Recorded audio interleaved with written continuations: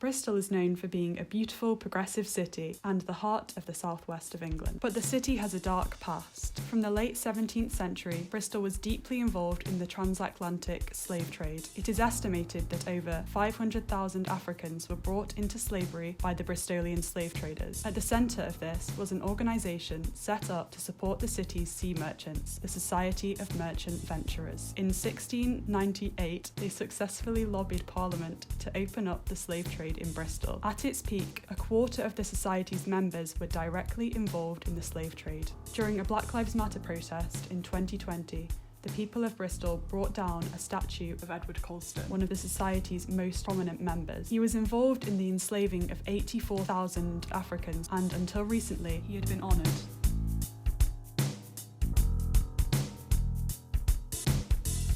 In the modern day, the Society of Merchant Venturers still exists and are in control of many aspects of Bristol's life. As students in the University of Bristol, who are not from the city, we were outraged to discover this. How can an organisation with such a disturbing past still have so much influence today? Not only should they no longer have this influence, it seems completely wrong for them to still even exist. Despite this, all around the city there are reminders of their power. Even with the movement to reject these relics of the past, the merchant venturers have remained untouched. The Society of Merchant Venturers, through their spokesman, they wouldn't apologise for the slave trade. The Society is a membership organisation, so people are invited to join. They're unelected and they're undemocratic. They are a club for very powerful business people, which they've always have been. The Society have managed to survive by presenting themselves as a charity and keeping a low profile. Despite being told that it's almost impossible to get an interview with them, we decided we had to give it a go. We're currently investigating charities in Bristol for a documentary we'll be making. Yeah, that's I don't know if that's bad or not. We are investigating the charity.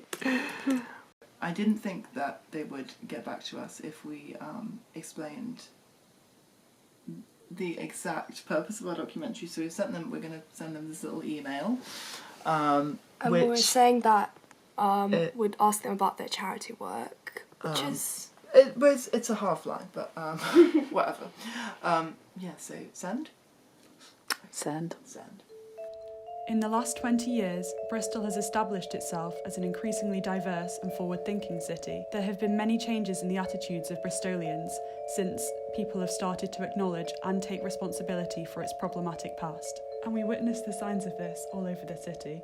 One group in particular have been trying to bring justice and truth through activism and research. My name's Mark Steeds.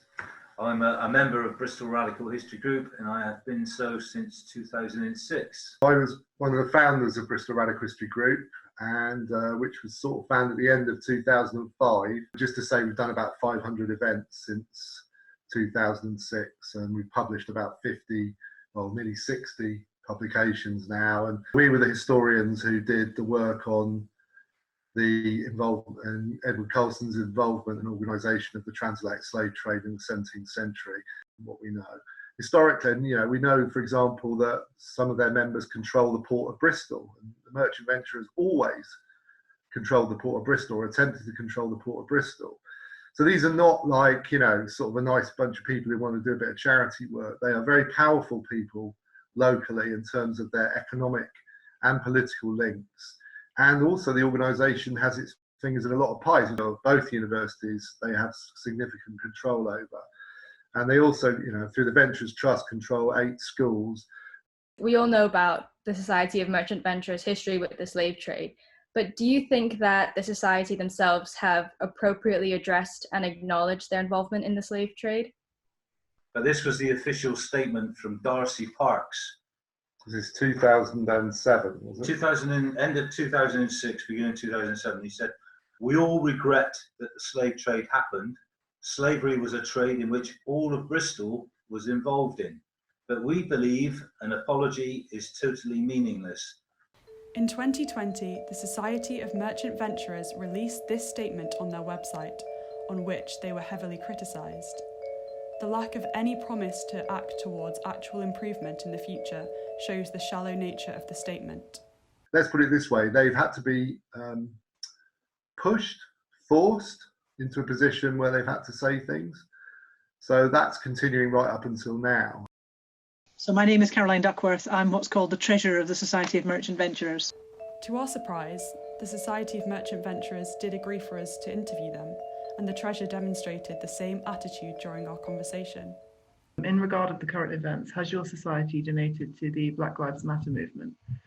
We haven't donated to the Black Lives Matter movement, but we have made various contributions to all sorts of activities around improving. So we've donated to the Mayor's History Commission, and we're also... Is that the We Are Bristol History Commission? Yes, that's right. So we've made a donation to that. I hate to say this, but I emailed the chair of the commission, and he said that there was no connection between the Society of Merchant Venturers and his commission. Well, there's no connection in that we don't have a seat on the commission, yeah, and we don't have any members who are contributing towards it, but we have, through the City Council, made an offer of financial contribution. I can't tell you how many members were involved in the transatlantic slave trade. I can't tell you exactly where all our money came from. As students of the University of Bristol, we would like to see the university cut ties with this troubling organisation. We even contacted the university press office to ask, why do the merchant venturers still have so much influence inside of the university? And all we received was an email response with a promise to consult on the possible renaming of the Merchant Venturers building. Our question about whether it is appropriate to be receiving funding from them was entirely ignored. We didn't find this response very convincing, and so this documentary will be released with a petition demanding that the university cut ties with the Society of Merchant Venturers.